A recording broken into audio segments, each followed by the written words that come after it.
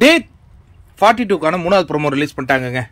எது நடக்கக்கூடாதுன்னு நினச்சனோ அதே நடக்குதே. ஐயோ, ஆல்ரெடி தீனிக்கு எதிர்பார்த்துக்கிட்டு இருந்தானுங்க. அவங்களுக்கு தீனி கொடுத்துட்டீங்களா சேதன்னா? நீங்கள் கொடுக்கல. ப்ரோமோ அவங்க தானே போடுறாங்க. சௌந்தர்யாவின் பாடி லாங்குவேஜ் பற்றி தான் இந்த ப்ரோமோவில் போயிட்டுருக்கு. ஏன்னா இவங்களுடைய பாடி லாங்குவேஜ் அது ஒரு ஸ்பெஷல் ஐக்கான். அதாவது அவங்களுக்கு விருப்பமாக இருந்தால் அந்த மாதிரி ஒரு ரியாக்ஷன் கொடுப்பாங்க, அவங்களுக்கு பிடிக்கலன்னா அவங்க அது வேறு மாதிரி கொடுப்பாங்கங்க.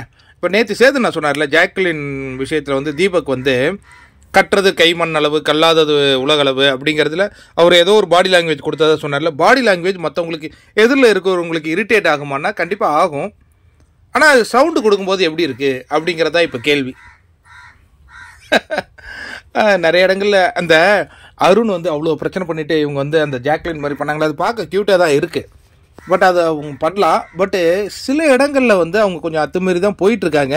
அது அவங்களுக்கு இப்போ எப்படின்னா, எனக்கு மிகப்பெரிய ஃபேன் பேஸ் இருக்குது. நான் என்ன பண்ணாலும் ஃபேன் பேஸ்னால் என்னென்னா செட் பண்ண குரூப்பு. எப்படின்னா உங்களுக்கு கிளியராக சொல்லணும் அப்படின்னா,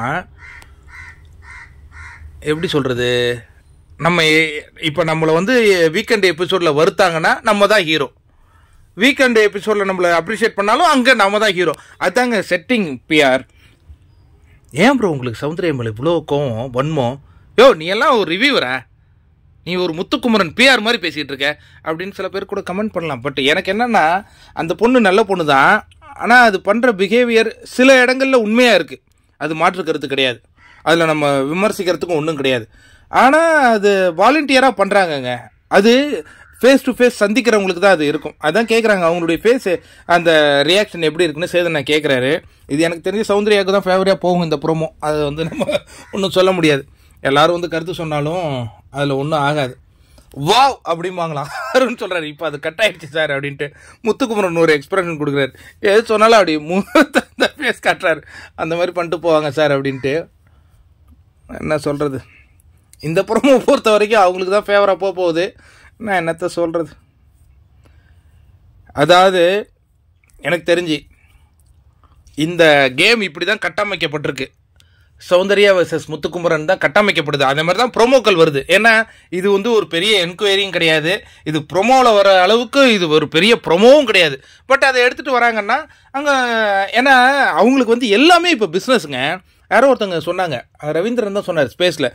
இப்போ ஒரு கண்டஸ்டன்ஸ் எவிக்ட் ஆகி வராங்கன்னா இந்த யூடியூப் சேனலுக்கு தான் பேட்டி கொடுக்கணும். ஏன்னா அது அந்த காசும் எங்களுக்கு தான் வரணும். இது எல்லாமே பிஸ்னஸ் தான். அப்போ இப்போ எந்த ப்ரோமோ போட்டால், ஏன்னா இந்த 3வது ப்ரோமோ யார் எவிக்ட் ஆகுவாங்க அப்படிங்கிறது தான் வரணும் இல்லையா? ஒருவேளை 4வது ப்ரோமோ வரலாம்.